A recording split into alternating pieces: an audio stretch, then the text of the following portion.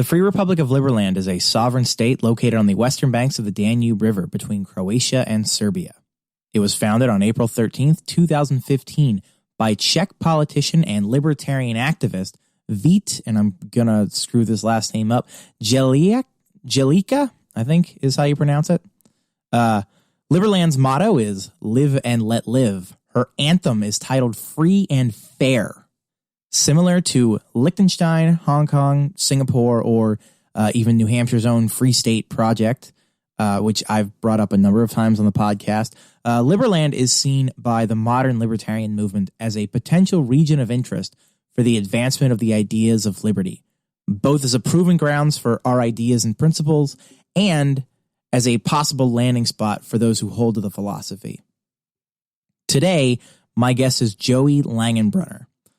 Joey is the deputy head of missions to the United States on behalf of the Republic of Liberland. He seeks to gain international support for the nation in the hopes of alleviating some of the difficulties that have arisen in the founding of this nation. He and I discuss the current state of Liberland, the ideals of the nation, the structure of the nation, and the path forward for the nation of Liberland.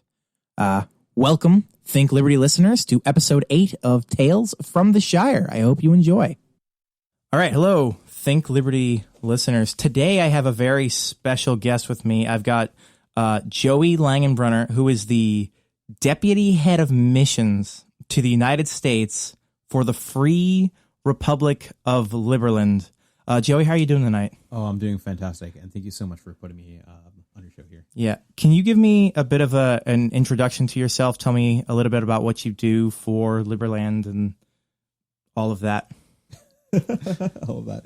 Yeah, so anyways, so essentially what I do for Liberland is, it's like when you're starting out a new country, there's a lot of things that you need to start doing. So Deputy Head of Mission is essentially second in command to getting the U.S. to recognize the Free Republic of Liberland. So, what that involves and what that does, and it's one of those things where you kind of just find out as you do things. I did not go to school for a diplomacy or anything like that. So it's, it's been a fun journey, but, really, like learning things as we go, and we can talk to more in details about what those things are. All right. So I guess we're at a point now where you're trying to establish this new country, this free country. How did this come about? Yeah. So anyways, what is Liberland? So a Liberland, what we aspire to be is basically a 21st century model on how a state should operate. So, for some of you, like hardcores, out there, that want to say, hey, this is going to be Ancapistan or anything like that. No, not exactly. We are essentially going to be a monarchist type of government. And to get more into details about like that, so if you go to liberland.org, we have our constitution there. But essentially what Liberland is and how it got started, we had a Czech politician. His name is Vít Jelika. And in 2015, April 13th, he went down to this location where basically in between Serbia and Croatia, there is this land that has been unclaimed since the fall of Yugoslavia. How did the land just become completely unclaimed? Long story, but, short here. Essentially, if either Serbia or Croatia claim this portion of land, then they lose a portion of land that's like 10 times as bigger. So ever since the fall of Yugoslavia, both sides have said, no, this is not our land, and they've been very adamant on it. So basically on April 13th, which is Thomas Jefferson's birthday, Vít Jelika basically planted the flag of Liberland and says, this is now the Free Republic of Liberland. Serbia came out and says, we don't mind the creation of Liberland. And then Croatia said, this is a one big internet joke and we will not take you seriously. And so we've been kind of, I guess, like fighting, between, all right, so we have Serbia here who's very supportive of us, and then Croatia that just thinks that we're a big internet joke, and at the end of the day, like, we can understand why they're coming from there. So it really just, you know, essentially they're passing the ball back to us, and we just got to play, you know, game. Like, all right, so we have to set up a, you know, a representative office, you know, there and in this country, you know, show legitimacy. And, you know, these are things that not one man can do. So essentially what we set up 100 representative offices in various countries. And here in the U.S., we do have it's not an embassy, since we are not yet recognized by the U.S., but we have a representative office, which right now I live in D.C., so it's my apartment. But we are talking to a few groups on really finding a place where we can have kind of, more prominent office, you know, and then eventually, you know, we'll find someone to staff it, you know, et cetera, et cetera. And then once we, you know, we get recognized, then that will turn into an embassy. But, you know, like, that's just a long process. All right. So how does one go about fighting the Czechs' opinion that this is it's Croatia. The Czech. My geography of Eastern Europe should not be this bad. I've worked in Austria before. I've been to the Czech Republic. I've been to Croatia. I've not been to Serbia, but I've driven to Slovenia as well. Like, I should know that entire region off the top of my head. It's a beautiful area. Oh my God, it's so amazing. Actually, you were telling me before that you haven't been to the exact land that Liberland is on, but I have not, but we are going to have a 5th year anniversary, which is April 13th next year, and everyone is more than invited to come. You could kind of meet my president, you know, our cabinet members, everyone involved, you know, and really just go to liberland.org and you can find more details there about that. But, you know, that'll be the first time, and usually what Liberland does, since it's hard for us to get access to the land unless we're trying to sneak onto it in the middle of the night, which, you know, it's possible, but we don't recommend it, you know, because we don't want to piss off Croatia.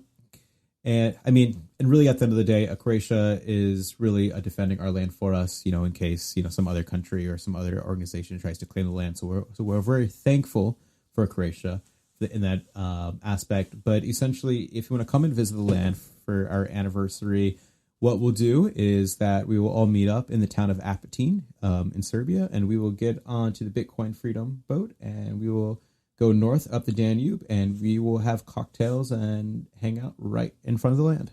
Okay, that's awesome.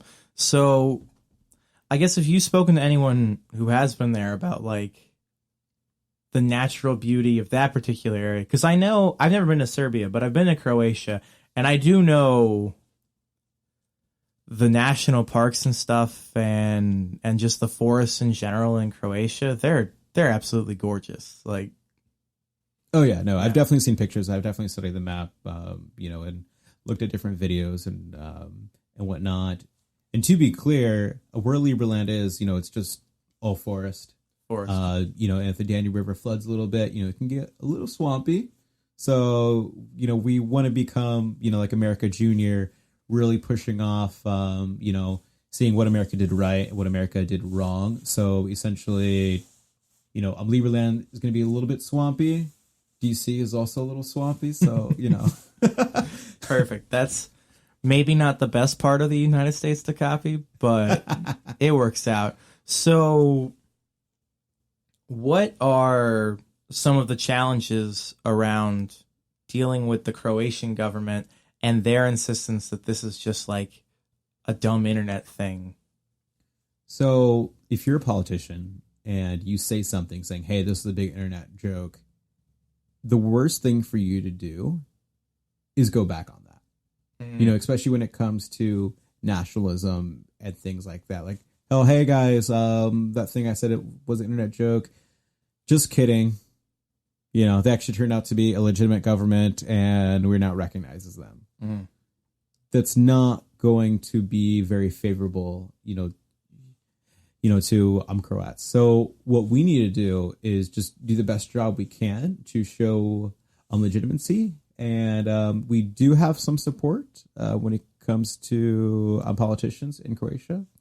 right now, third most powerful politician. I forget his last name, but his first name is Ivan. He's the head of, I think, like the third or fourth like biggest political party there. And he's a big supporter of us. And so he's been kind of introducing us to other members in there. So we do have support in Croatia, but it's definitely not the establishment. It's more of the anti-establishment. And to be honest, if you're trying to work with the anti-establishment in a country, you only get so far. Mm-hmm. So, we're very thankful for, their support. But, you don't want it become, this is their thing. And just because it's their thing, we're going to be against it. So we're trying to reach out to, the quote unquote establishment of Croatia and say, hey, we're here to help.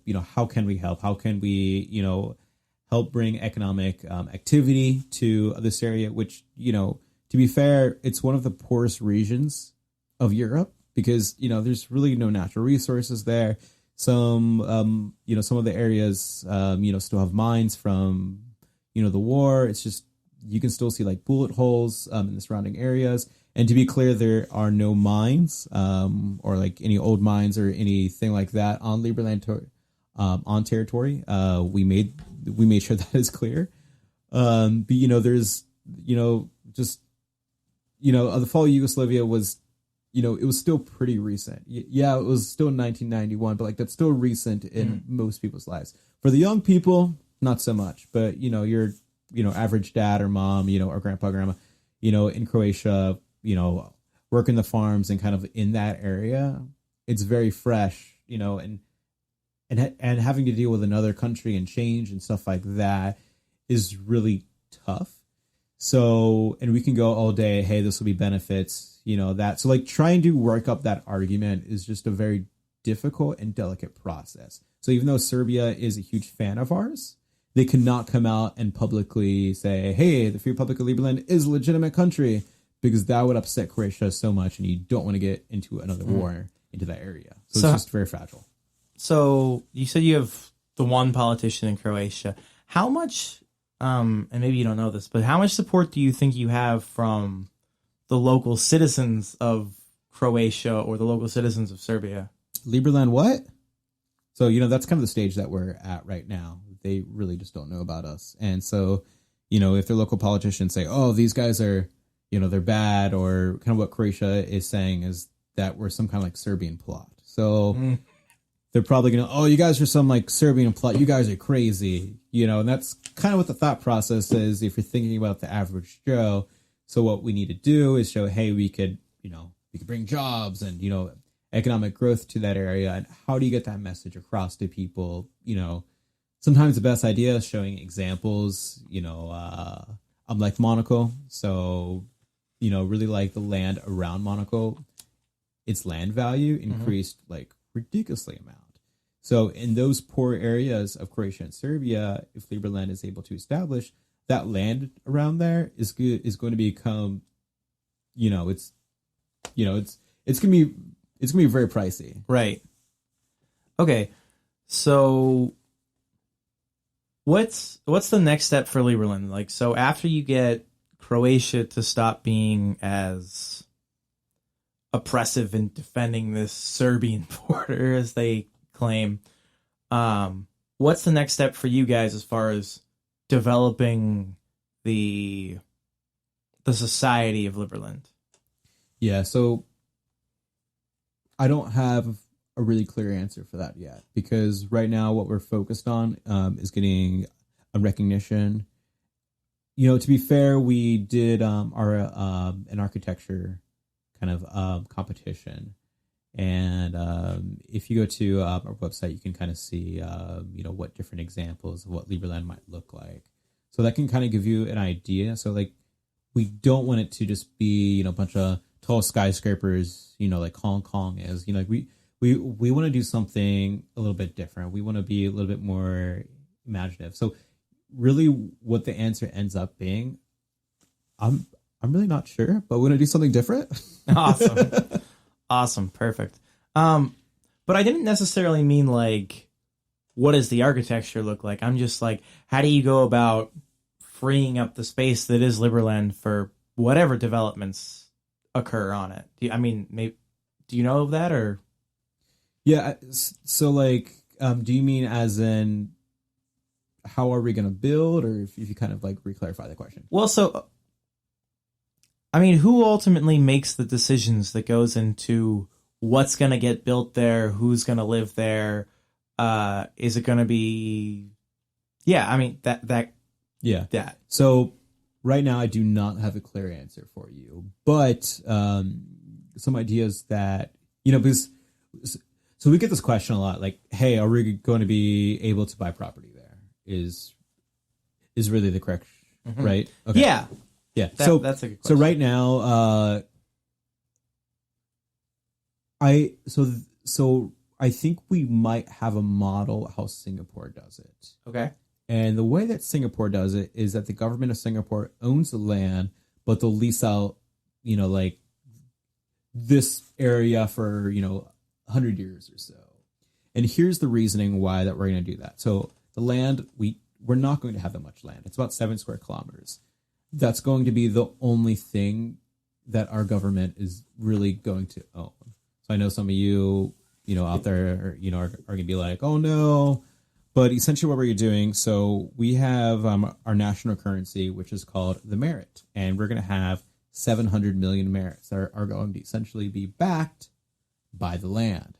So if you're going to be, out there purchasing merits or working towards getting a Liberland merit, which if you go to the exchange Atilly.com, like ATILLY,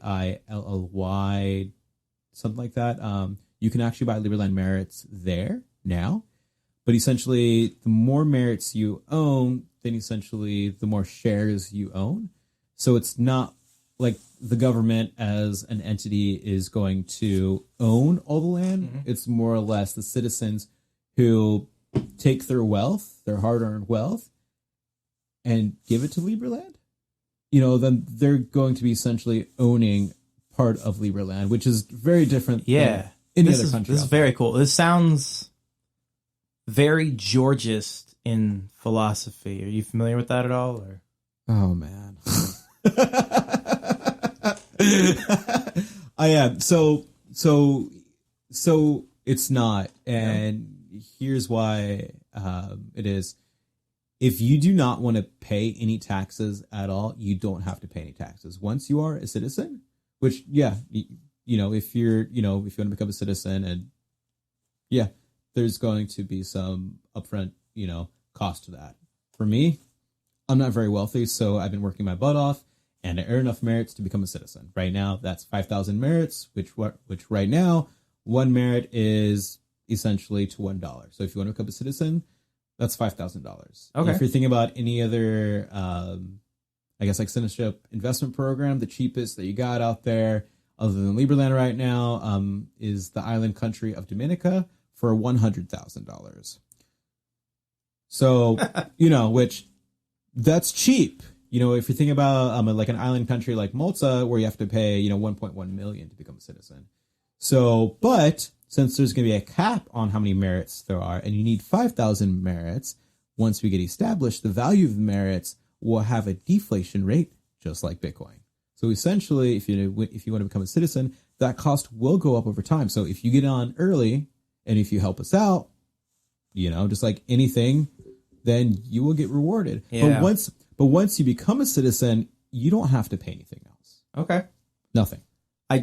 I think I remember when Bitcoin was like $200 and everyone was like, "Oh yeah, get in now," and I didn't. So I didn't either. I maybe should remember that for right now and see about building up these. What was the currency called? So it's called the Liberland Merit, LLM.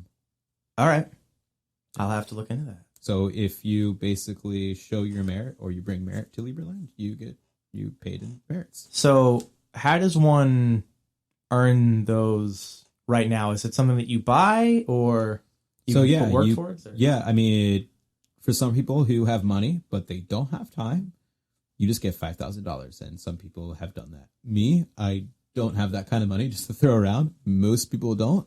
So I've just been working, for almost 2 years now to really just kind of earn my way, and I have. Awesome. That's such a great story. So I guess then, so obviously getting to these steps where this becomes a livable place for people to be and for commerce to occur and, whatever gets built there, there's a lot of steps that have to take place in the meantime. And a lot of that's going to be around getting recognition from other national governments to probably get Croatia off your guys' back. What is that? How's that process going? Man, if you know that answer, there'll be a lot of people who will pay you millions of dollars. I mean, seriously, so right now, one thing that I learned recently, and again, I went to school for audio and video. I did not go to school for diplomacy, and, here I am. So if you could, so you can do anything you want. If you want to start a country and you have enough passion, you can do it. But anyways, how do you do this? So one thing that I learned recently is that if one country in the UN recognizes you as an independent country, then you automatically get UN observer status. Now you're asking, what is UN observer status? Well, countries like Taiwan, Kosovo, Palestine, and a few others are actually UN observer status. So they're not full UN members because they don't have basically, if you want to become part of the UN as a fully represented country, you need to be voted in by the Security Council. So they essentially failed to get, one or two of those votes. So they're kind of just this in between where they have, UN observer status. So if we get that, then that's pretty serious. And then we can start walking onto UN campus. All right. So sounds like you guys at least know which wall you're banging your head against to go forward. So you talked about Monaco and other points. You talked about other smaller nations. Has there been a certain amount of inspiration from the other micronations that you guys have looked at? And can you speak to maybe specific ones that you all have looked at? Or we love Liechtenstein. I was hoping that's the one you were going to say. So with, really the values that Liberland aspires to be is very similar to what Liechtenstein aspires to be.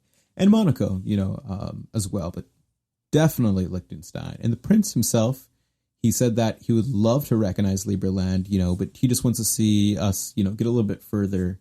And, if, it's going to be tough for a European country to come out and recognize us first, it'll essentially probably, be a non-European country. And, and as a country, you're putting a lot on the line if you're the first to represent us.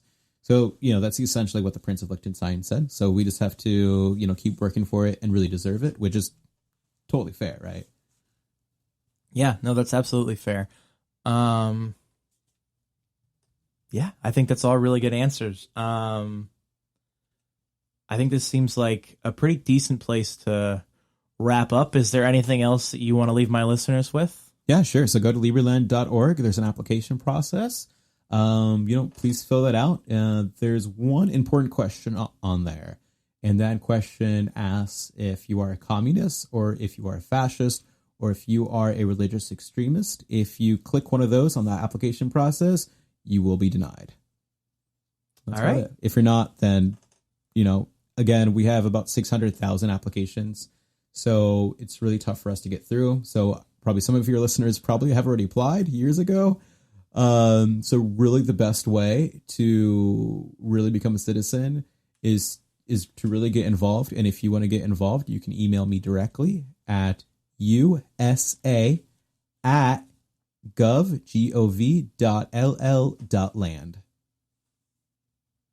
All right, Joey.